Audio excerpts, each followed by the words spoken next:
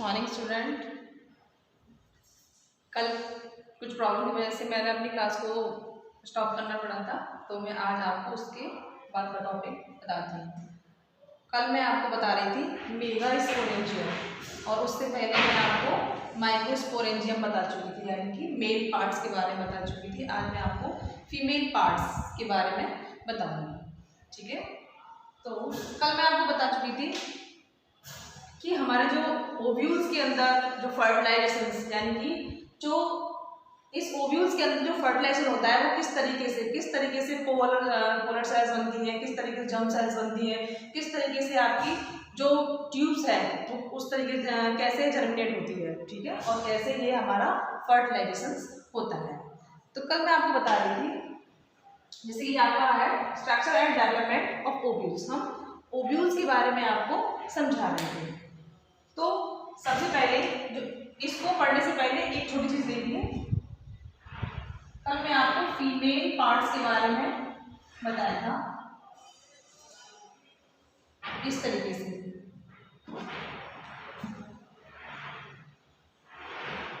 ये मैंने आपको एक फीमेल पार्ट्स बताया था, ये फीमेल पार्ट होता है, ठीक है, जिसे हम क्या कहते हैं, गायनोसियम कहते हैं, पिस्टल भी कहते हैं, ठीक है। ये ओवरी पार्ट्स होता है और ये आपका स्टिग्मा होता है, स्टिग्मा, और ये ओवरी पार्ट, और इस ऑल ओवर को हम पिस्टल या गायनोसियम भी कहते हैं। ओके, आगे बढ़ते हैं। कल मैं आपको बताया था कि जब हमारी स्टिग्मा जो होता है हमारा स्टिकली होता है, थोड़ा चिपचिपा टाइप होता है, तो यहाँ पर आपके जो मेल एंथर जो होते हैं, जो मेल पार्ट्स वो एंथर्स होते हैं, वो आकर इस पर जंप आउट करते हैं, इस पर बैठ जाते हैं। तब क्या होता है, यहाँ पर एक पॉलन ट्यूब क्रिएट होने लगती है। मैं आपको बताती हूँ, मैंने आपको अपनी पहली वीडियो में आपको बताया था कि जो एक एंथर का स्ट्रक्चर मैंने आपको बताया था इस तरीके से,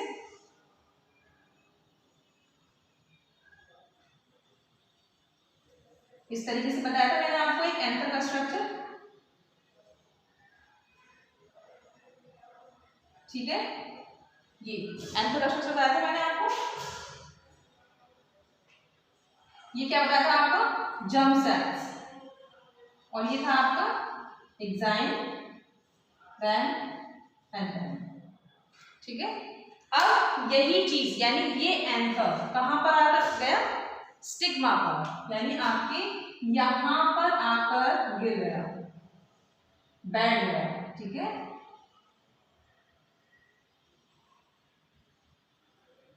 अब यहां पर ये जर्म सेल्स थी, ठीक है, जर्म सेल जो थी वो क्या करेगी, एक पॉलन ट्यूब क्रिएट कर देगी, एक पॉलन ट्यूब को बना लेगी, कहां तक, हमारी ओवरी तक जाने के लिए। ओके, ओव्यूल्स के पास जाना है, किसको, पॉलन ट्यूब्स को। किसने बनाई, एंथर ने। एंथर ने एक पॉलन ट्यूब्स को बनाया जो कि ओव्यूल्स तक पहुंचेगी। देखिए कैसे,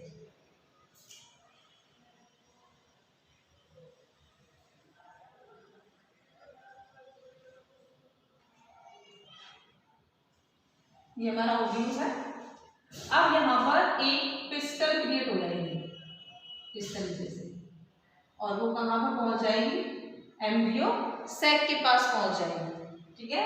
और यहाँ पर जो आपकी न्यूक्लियस, ये जर्म सेल्स थे, ये इनर साइड में आ जाएंगे, ये आपकी क्या है, जर्म सेल्स, ठीक है।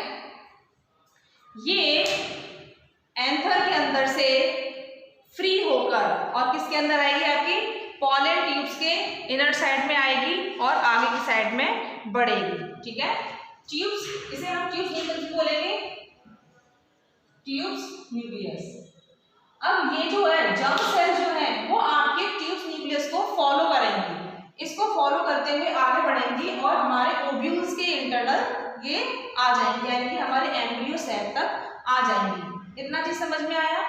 स्टिग्मा के ऊपर एंथर सेट करेगा, एंथर के अंदर से जो जर्म सेल्स थी, जर्म सेल्स के अंदर से आपकी पॉलन ट्यूब क्रिएट हो जाएगी। आपके यहाँ से जो न्यूक्लियस था वो जर्म सेल्स उसके पिस्टल के इंटरनल आ जाएंगी, यानी कि ट्यूब्स के इंटरनल आ जाएंगी, और इस ट्यूब न्यूक्लियस को फॉलो करती हुई जर्म सेल आगे की तरफ बढ़ती है, देन एम्ब्रियो सैक के पास पहुंच जाती है। इतना समझ में आया? अब हम इस पार्ट पर आते हैं, ठीक है? ये पार्ट समझ में आ गया? जरा से इसको बताती हूँ आपको, जैसे कि मेगा स्पोरोजेनेसिस, ठीक है? ये क्या है? जैसे कि आपका सेल, ठीक है? ये एक आपकी एक मदर सेल है, ठीक है? इसे हम बोलेंगे माइक्रोस्कोप या mother cell, microscope mother cell.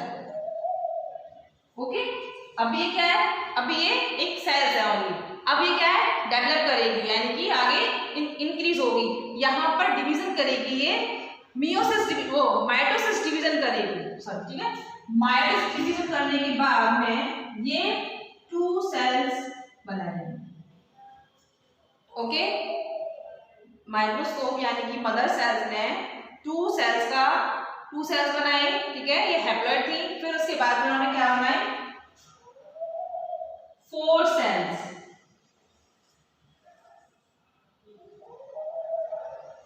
अब इनको क्या बोलेंगे? माइक्रोस्पोर्स टेट्रा, ठीक है?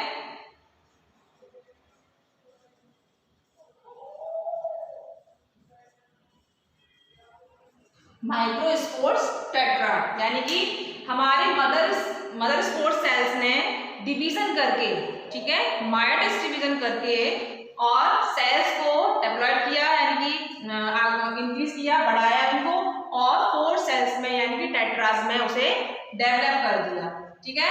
अब यहाँ क्या होगा कि ये जो 3 सेल्स जो होती हैं हमारी, ये 3 सेल्स जो होती हैं ये डीजेनरेट हो जाएंगी, ठीक है? डिफ्यूज हो जाएंगी, यानी आगे आगे कैसी हो जाएंगी? डेड हो जाएंगी, लाइक दिस। ये डेड हो जाएंगी, इनएक्ट हो जाएंगी, बिल्कुल डेड हो जाएंगी, इनका कोई भी वर्क नहीं होगा। अब इसमें जो हमारी फंक्शनल सेल जो बची है वो क्या है? ये है। ये क्या है? It is functional cell. Okay, अब ये सेल हमारी आगे के लिए वर्क करेगी, यानी कि जेनेसिस के लिए आगे ये प्रोसेस करेगी अपनी। अब आती है बात आपकी यहाँ इसके इंटरनल्स, यानी ओव्यूल्स के इंटरनल्स। ये आपका जो ऊपर का होता है, यानी कि इसका जो ऊपर की साइड होती है उसे हम कहते हैं चलजा, और ऊपर का जो लेयर होती है उसे हम कहते हैं इंटेग्यूमेंट्स। और इसमें बहुत सारे ग्रुप्स यानी कि न्यूक्लियस होते हैं, यानी कि सेल्स का ग्रुप होता है, जो कि बहुत सारे होते हैं। और फिर उसके अंदर आपका होता है एम्ब्रियो सैक, ठीक है, जहां पर ये आपकी डिवीजन होता है, और ये आपके डिविजन्स के थ्रू 8 सेल्सों को बनाता है, यानी कि 8 सेल्स और वो सॉरी 7 सेल्स और 8 न्यूक्लियाई। अब वो कैसे होते हैं ये देखिए, जैसे कि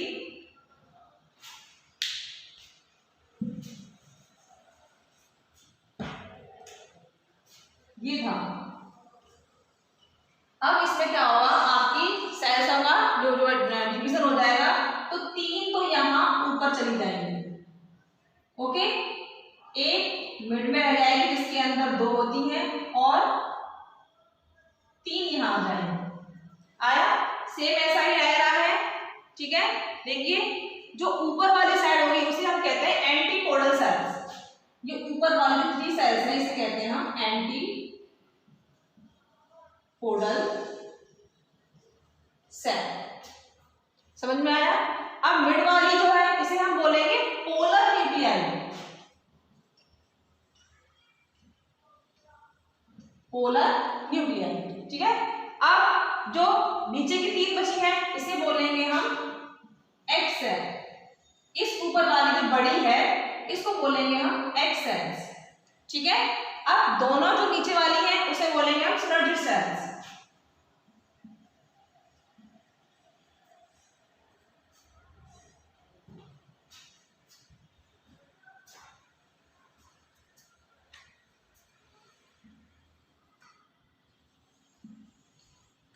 सिनर्जिस सेल्स, ठीक है? अब देखिए ऊपर की जो एंटीपोडल सेल है वो 3 हो गई, ठीक है। मिड की जो है आपकी, अगर इनको हम सेल्स में काउंट करते हैं तो ये आपकी एक सेल मानी जाएगी, ठीक है। तो 3 ये और 1 ये और 3 ये कितनी हो गई 7, तो इसे बोलेंगे हम 7 सेल। अगर हम न्यूक्लियाई की बात करते हैं तो 1 2 3 4, इसके अंदर कितनी है, जो आपका पोलर न्यूक्लियाई है इसके अंदर कितनी सेल्स हैं, 2 सेल्स हैं, ठीक है। तो 1 2 3 4 5 6 7 8, तो ये क्या हो गया आपकी न्यूक्लियाई कितनी हो गई 8। समझ में आया। यहाँ इसके अंदर डिवीजन हुई, डिवीजन के बाद में आपकी 3 एंटीपोडल सेल्स बनी, 2 अगर हम न्यूक्लियाई पोलर न्यूक्लियाई सेल्स बनी। अगर हम सेल्स की बात करते हैं तो ये 1 मानी जाएगी, अगर हम न्यूक्लियाई की बात करते हैं तो ये 2 मानी जाएंगी। देन नेक्स्ट एग सेल्स और आपकी सिनर्जिड सेल्स, ठीक है। अब यहाँ पर ट्यूब्स, ये जो ट्यूब्स मैंने आपको बताई थी पॉलन ट्यूब जो थी वो इनके पास आएगी और यहाँ पर आकर इनके साथ में रिएक्ट करेगी, ठीक है। अब वो कैसे रिएक्ट करेगी वो आगे देखिए।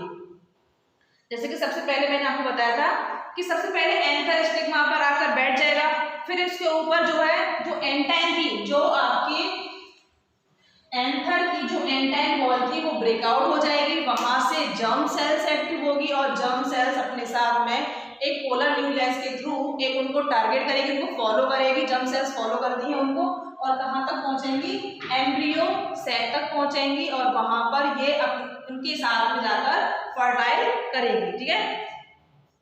उसके बाद जनरेटिव सेल जो पोलर ट्यूब एंटर करेगा तो मायोसिस जो आपकी माइटोसिस डिवीजन होगी। माइटोसिस डिवीजन करने के बाद में 2 मेल गैमेट बनेंगे, ठीक है, जो कि हैप्लॉइड होंगे, ठीक है। 2 मेल गैमेट्स बनेंगे जो कि हैप्लॉइड होंगे, जो मैंने आपको भी बताया था, जो कि पोलर ट्यूब्स के इंटरनल जाते हैं ये, ठीक है। और ये जाकर सबसे पहले आपकी एग सेल्स को डिफ्यूज करेंगे, ठीक है। जब सेल सबसे पहले एग सेल्स को डिफ्यूज करेगा तो क्या बनाएगा आपका जाइगोट। सबसे पहले किसको फ्यूज करेगा, एग सेल्स को। जर्म सेल्स सबसे पहले डिफ्यूज करेंगे आपके एग सेल्स को तो क्या बनाएंगे, जाइगोट, ठीक है। समझ में आया। जो हमारे जर्म सेल थी यहाँ पर सबसे पहले जब इसके इनर साइड तक पहुंची तो सबसे पहले उसको फ्यूज किया वो कौन था, आपका एग सेल्स। एग सेल्स को डिफ्यूज किया तो उसने बनाया आपका जाइगोट। जाइगोट उसके बाद में उसने किसको फ्यूज किया, पोलर न्यूक्लियाई को फ्यूज किया। पोलर न्यूक्लियाई जो आपके बीच में सेकंड है उसे ये बनाता है आपका एंडोस्पर्म। जब ये इसको फ्यूज करेगा तो क्या बनाएगा आपका एंडोस्पर्म। पहली फ्यूज की तो इसने बनाया जाइगोट, सेकंड को फ्यूज किया तो इसने बनाया एंडोस्पर्म। समझ में आया।